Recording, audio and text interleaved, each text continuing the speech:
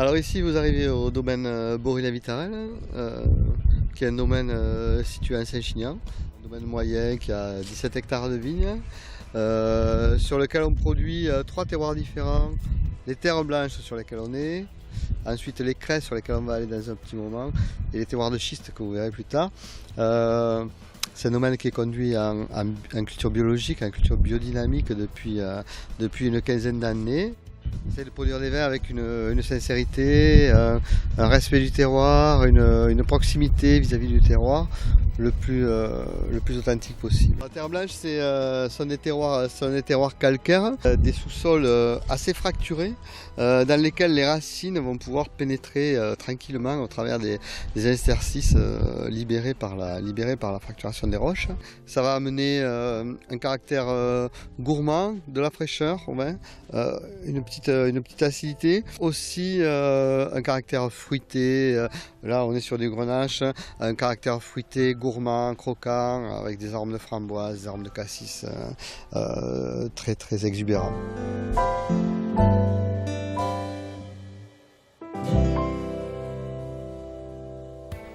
Le vin, c'est pas un art, hein, c'est un artisanat. L'artisanat, c'est quelque chose qu'on fait avec ses mains, qu'on travaille. Il y a une technique et peut-être une certaine petite part d'inspiration. Après, l'art, c'est autre chose. C'est un moment où on se lâche, un moment où on a une grande liberté d'action, la plus grande liberté d'action possible. Mais le vin, il faut que ce soit un petit peu inspiré, quoi. À mon avis, le bon vigneron, il a une part d'inspiration. Il y a cette matière première, il y a ce terroir, il y a tout ce côté imposé, il y a tout ce côté, il y a toute cette technique. La petite part artistique du vigneron, c'est comment je fais, le petit choix que tu as sur la vinification, sur l'élevage, sur la date de récolte. Alors, on peut dire que c'est un petit peu artistique, mais à la frange, à la marge. C'est ici qu'on rentre tous les raisins du domaine. Et le travail essentiel de la cave pendant les vendanges, actuellement on est en pleine vendange, on va séparer chaque terroir. Donc là on peut voir sur chaque cuve marqué, ça c'est terre blanche, ça c'est cresse, ça c'est schiste, chaque terroir est séparé. Et bien, évidemment on travaille en vendange manuel, on vendange tous les raisins à la main.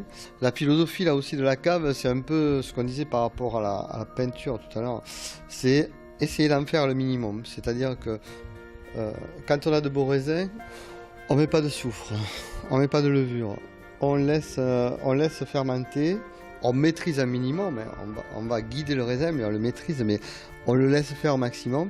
Et là, on va avoir une puissance d'expression du terroir qui va être maximum, parce que elle ne va pas être brouillée par le vigneron. C'est-à-dire que le vigneron s'efface derrière sa matière première. Et ça, c'est le but. C'est tout le but de la vinification en bio, sans chose rajoutée. Et après, ça se sent dans les vins, c'est-à-dire que les vins, ils ont chaque vin a sa personnalité, a une authenticité forte, a une personnalité unique. Et c'est ça qui fait le bonheur du gars qui va consommer le vin. C'est-à-dire qu'il va boire un Saint-Chinian, il va boire des vins qui viennent de quelque part, avec une diversité, avec vraiment un agrément et la chance de voyager par rapport à